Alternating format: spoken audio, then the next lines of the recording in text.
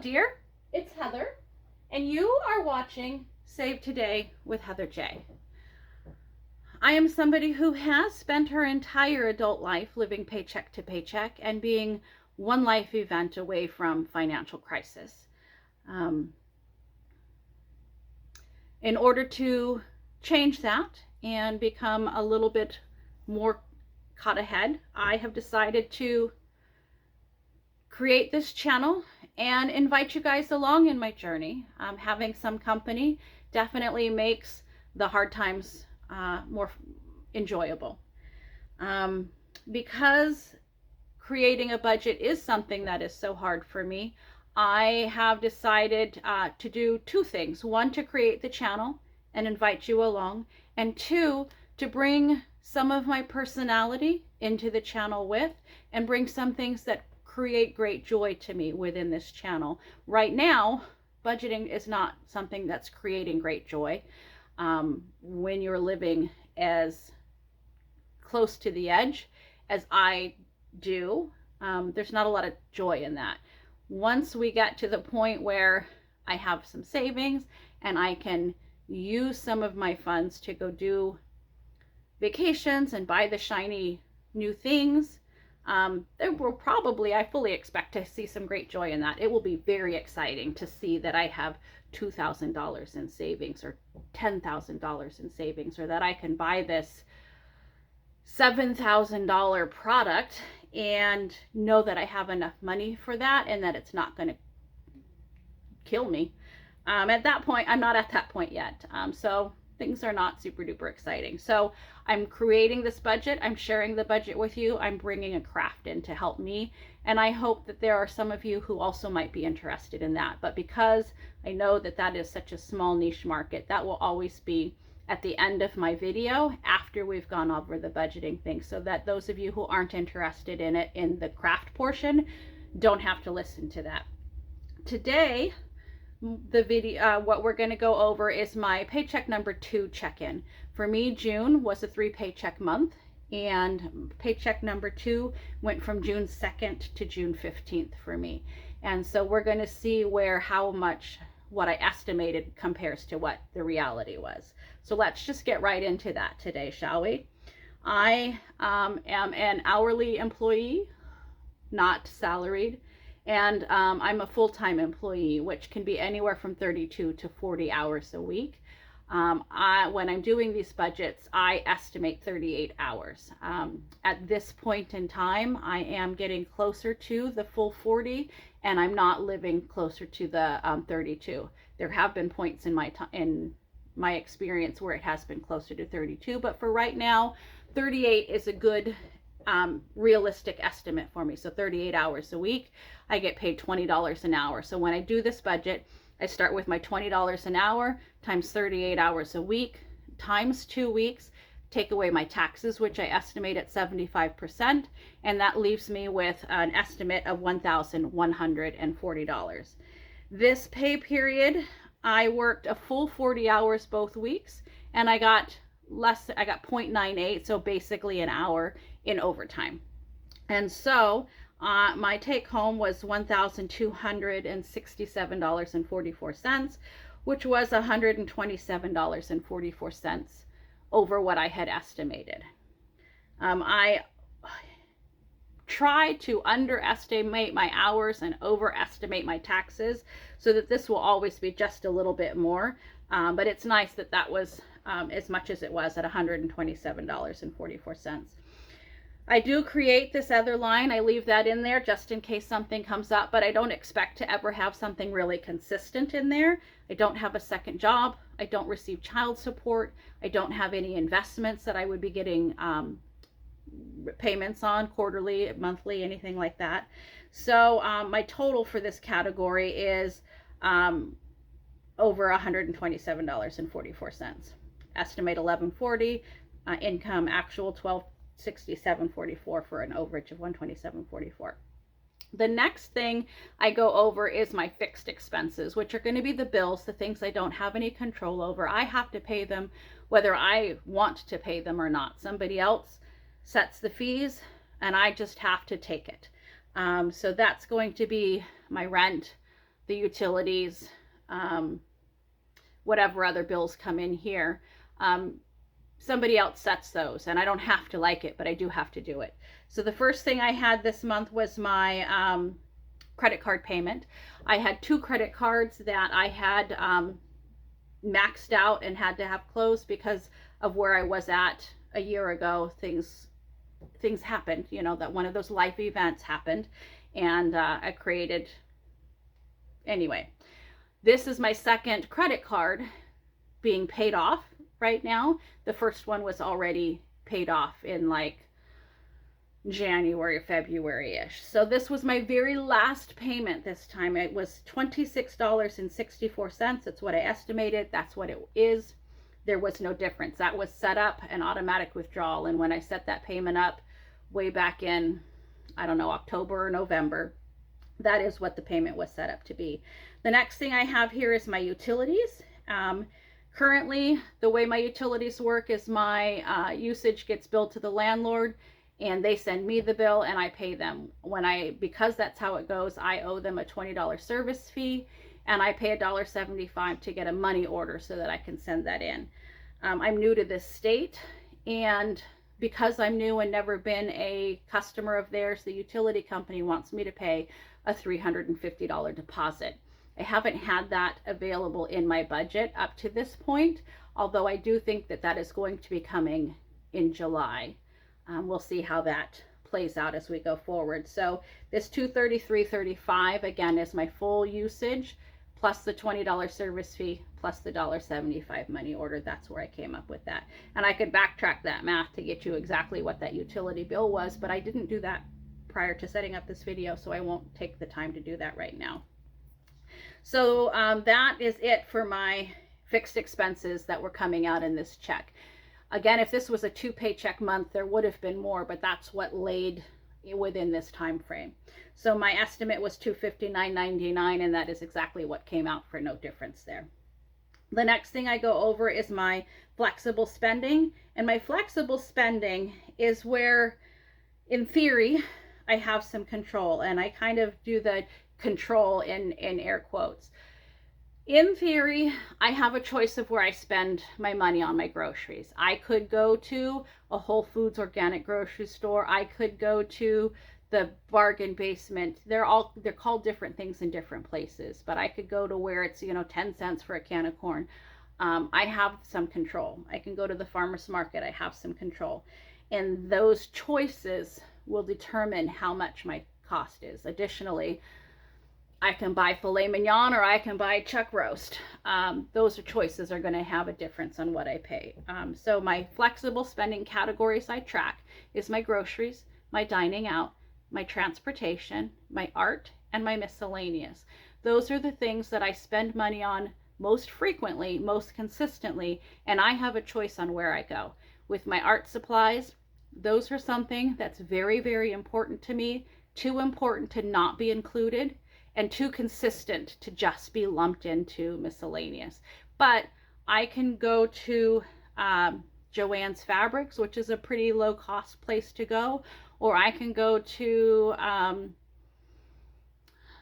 can't think of anything locally, but I can go to somewhere where I can get some very high quality things, and I can pay $20, $40 a yard, or I can pay $7 a yard. So I have choice in this flexible, I have control in this flexible spending. So in my groceries, I had estimated $110 a week for $220 this pay period. And I'm going to back up for just a second. When I set up my budgets, give myself an estimate that is very consistent week after week after week for the entirety of the month when I set up my flexible spending. But that isn't how I actually have the money available to spend to me. When I pay my rent, that is such a large bill that I have very little left for flexible spending. And then that next pay period, when I have all of the rest of my bills come out, they don't come to as much as my rent. So I have more flexibility. At this time, I do not have a buffer set up in my account. And at this time, I'm not dividing my rent up so that it can be a little bit more consistent each month. I may get to that point. I will likely strive to get there. But at this point, I don't have that to set aside and start creating that. So as I'm writing out these budgets, I need to be aware of that. And potentially I'm going to be changing how I write my flexible spending into my budgets. So right now I have it listed at $110 a week, $220 per pay period. And what I might do in the future is have $50 a week that first week and $300 a week that second week. We'll have to see how that goes. So just know that those things will probably be changing as I learn more about what my budget is and what's realistic for me. That being said, I had estimated $110 for a total of $220 per paycheck. I spent $421.66, which is over by $201.66. Now, yes, that's an extreme overage, but also I just want to go back here and just reference what I spent in my first pay period. Same estimate, $220, but I only spent $86.57. So that's all there was available for me to spend on groceries, so that's all I spent. There was more, so I spent more, but this is what I'm talking about. I need to have my estimates more closely match what reality looks like for me. In my dining out, I had estimated $25 a week for a total of $50 a month. I spent $155.13, which really wasn't very many purchases. Let me see, dining out I had, oh, I'm lying. That's kind of a lot of purchases actually. So I need to be more aware of what I'm spending. That was probably, what do I have? 1, 2, 3, 4, 5, 6, 7, 8, nope, 5, 6, 7 transactions that were dining out in that 2-week period. So 2 weeks, 14 days, basically I ate out every other day. That's crazy. I didn't eat out every other day. I went 9 days without eating out, and then 3 days and I ate out every single meal. Anyway, this dining out category is a category that has been a high focus for me. This is where I feel like the money is the most wasted in my budget. And again, those the air quotes wasted. I don't like to cook. And because I don't like to cook, I have more excuses for eating out than somebody who does like to cook does.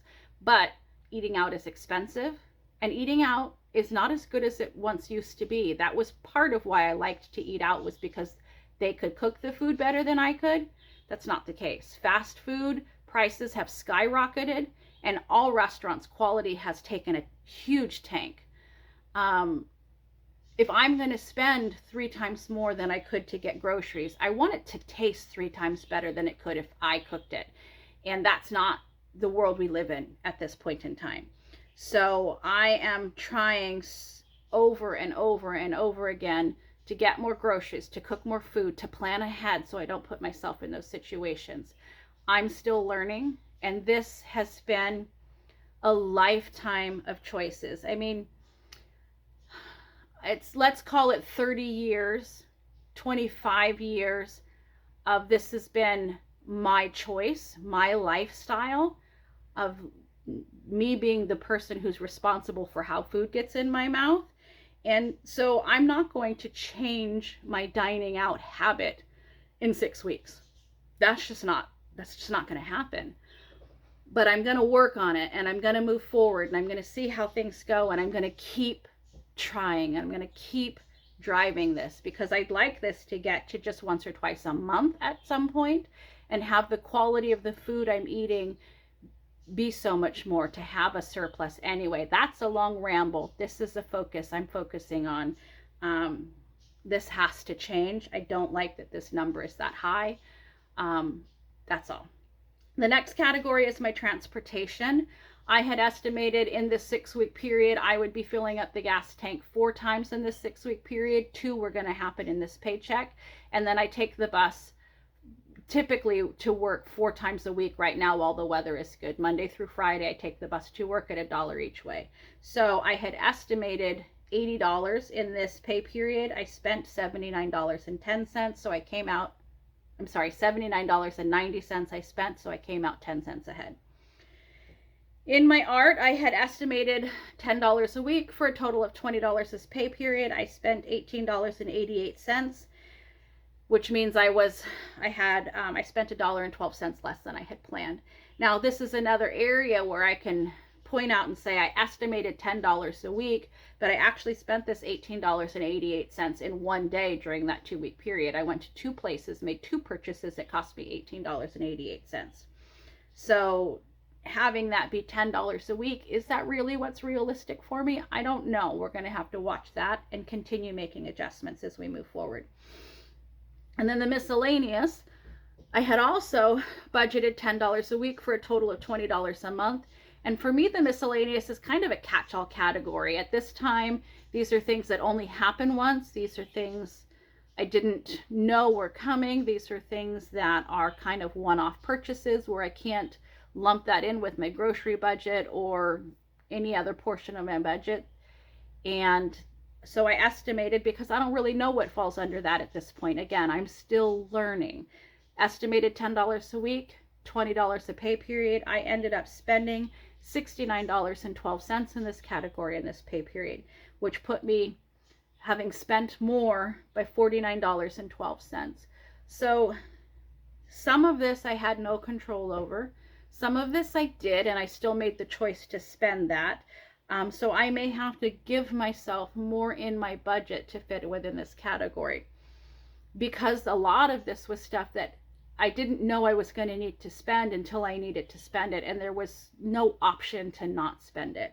I had to go to Staples to get some forms printed or emailed for my tax forms. That's not something that's going to come up every single month, but when it did come up, it had to be dealt with right then and there. Whether I liked it or not, I had to do that, and that's where the category it needed to go under. So, learning, awareness, adjustment. I don't know going forward, but that's where that is.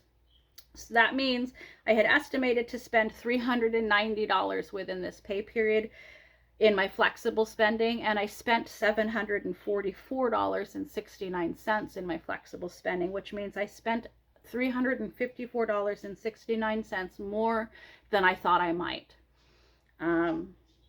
So where can I learn from this? What changes can I make for this so that this isn't the regular thing that happens 8 months from now? We need to get this not all be red. We need to know what's real.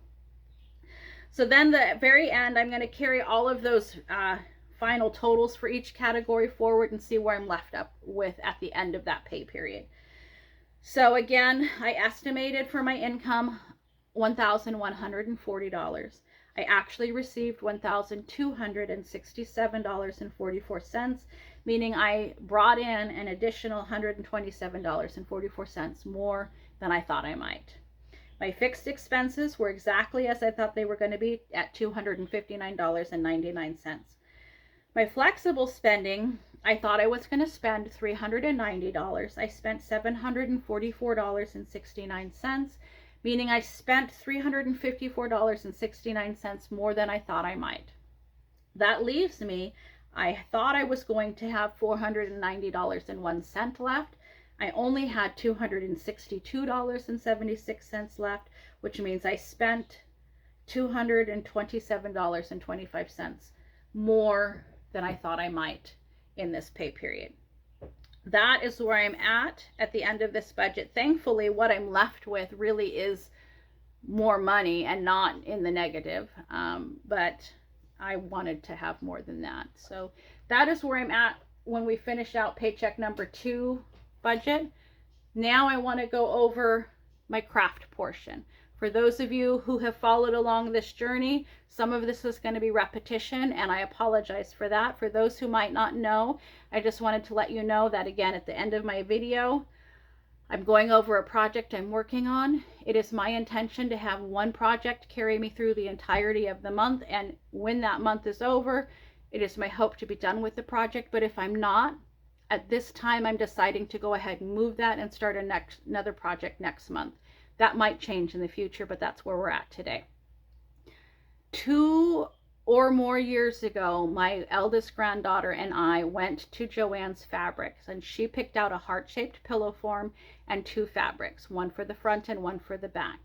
I picked out some pom-pom trim and a zipper to go with that. I thought that the pom-pom trim would be fun for a young child. The colors looked really well, and I wanted to be able to remove the form to get in and out and wash the cover. So that's why I chose the zipper. Then there's extra fabric left over. When you buy fabric for a project, you have to buy it by the width, but there is a whole lot left on the roll that's folded over and carried over. So we wanted to turn that into a blanket. And so I got some satin binding to go around that. I was about 2.5 or 3 weeks in when I finished my pillow form and stuffed the pillow, and at that time called it done and moved on to the blanket. But when I was done with that pillow form, I was not happy with how that looked. And most of what, in fact, everything I wasn't happy about was in relation to that zipper. The zipper poked out too far. It stood off of the seam line some. The pom-pom trim was only on one side, so it was completely visible. That whole zipper was visible and gross from the back side. The zipper tab was in the middle of the pillow, making that tab very noticeable instead of down at the bottom where it would have been kind of sitting on it and not visible at all. So I opted to go ahead and pull that zipper portion apart and fix the things I did not like, and that's where we're at today. I switched the zipper around. I put some pom-pom trim on the other side of that, and I tucked it further in the seam line so it doesn't poke out so much. So this is what we're left with now that that is redone. And as you can see, that's hardly noticeable at all. And once I get that pillow form in there, it will be. Initially, the zipper tab was up here in the middle.